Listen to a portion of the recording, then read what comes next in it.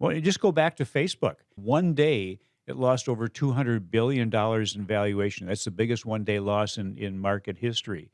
Yeah. Amazon from November to January went from 37.63 down to 27.07. That's over $1,000 drop in one share per Yeah. share.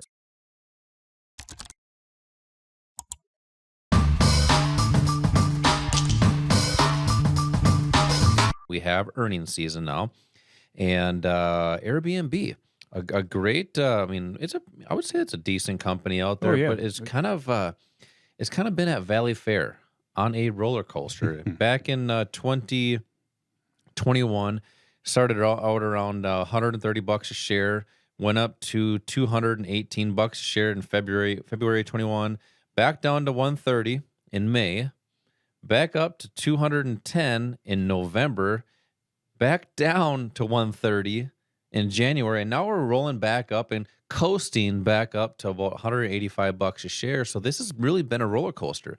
And I think a lot of investors that have just been holding this stock have had a lot of emotions. Right. Now, what's your insight on Airbnb as far as the stock? We know the stock price has been very volatile, big highs, low lows, but explain why when you understand core strategy and supply and demand, how the markets actually function, there are different ways to potentially take part in both directions. Well, there are. The market doesn't just go up, it goes down, and occasionally it goes sideways. And there are opportunities in all three directions. And when you think about it, the way that you become successful at anything you do is put the odds in your favor of things working your way. Would you have a better chance of being successful if you only had one out of three chances to do something, or three out of three? And obviously, the answer is three out of three.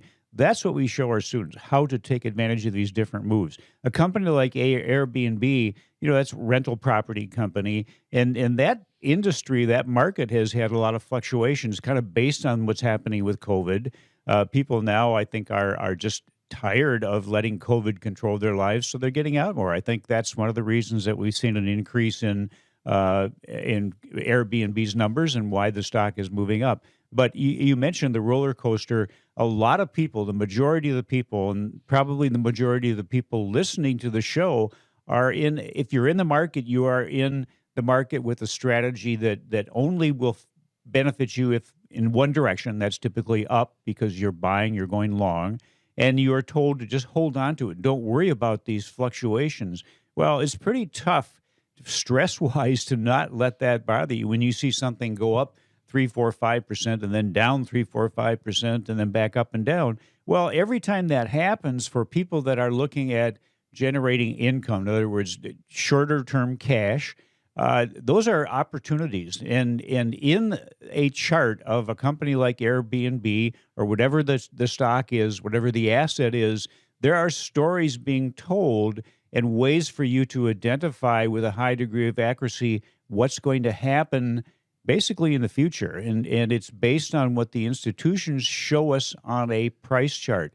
The great thing about our strategy, Josh, which really is based on that supply and demand, is that you use the same strategy no matter what you're trading. So if you're a stock trader, you use the same core strategy, the Yeah. same steps. If you're trading options, you do the same thing. Futures, the same thing. Forex, the same thing. Crypto, the same thing. So it really simplifies things.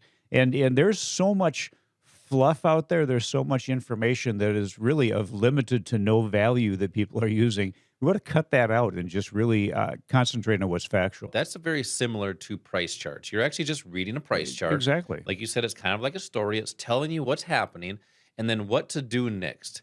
But you have to have the odds in your favor, like you said right away, right out of the gate. Odds in your favor, low risk, high reward, high probability entry points in the markets, and that's typically at a near a turn in price, Correct. whether it's going up or it's going down. Explain to our listeners why down markets are actually a great, fantastic thing. Well, if you can make money in a down market, it is exactly the same money that you make in an up market. That's It's those true. green things with pictures of basically dead presidents on them. But that's making money in a down market, having the opportunity to benefit in a down market is really critical if you want to try to achieve the full potential that you have in these markets. And the reason is that when the market goes down, it goes down about 3 times faster than it goes up. And a big part of that is because of the emotions, the psychological part of the market. And that's the emotions and the psychology of the public. And they're the ones that really kind of exacerbate the move, whether it's up or down.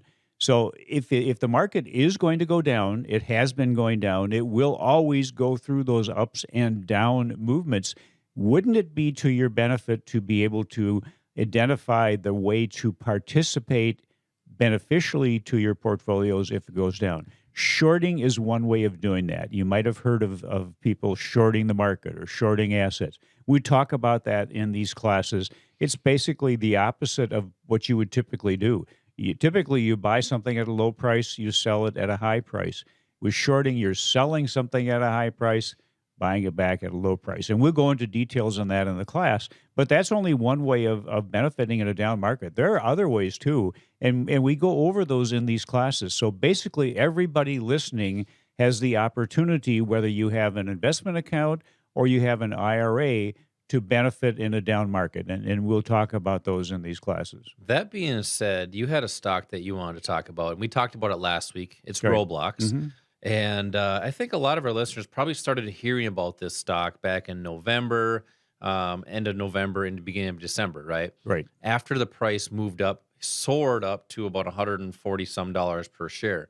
Well, we had earnings yesterday, hmm or actually, no, it was Wednesday, I believe, or It Tuesday, was I it believe it was was. yeah, Yeah, Tuesday, that's after correct. close. Right, after the close. And so after that earnings report, it was actually red, bad earnings for Roblox, Mhm. and dropped 25% Yep. overnight. Now, Ouch. yeah, I wish we had a sound effect for that. But it's now off those highs, it's down roughly about 60%. So a lot of Mhm. investors probably got into Roblox after the price went up, and now they're actually in a negative position, but they're holding on for dear life. Right. Now, why is it such a great thing when you understand markets that you can profit in up markets and down markets? How do you really build that confidence to make those decisions? Well, first of all, it's getting the knowledge and understanding what moves the price of something, who moves the price of it, and how do you identify who that is, where they are actually. You don't have to know who it is, but you have to know where they are making those moves. It's basically just following the people that are successful out there, what we call the smart money. What happened to Roblox? The big move up was caused by an agreement they had with the NFL to Hmm. do some projects with the NFL.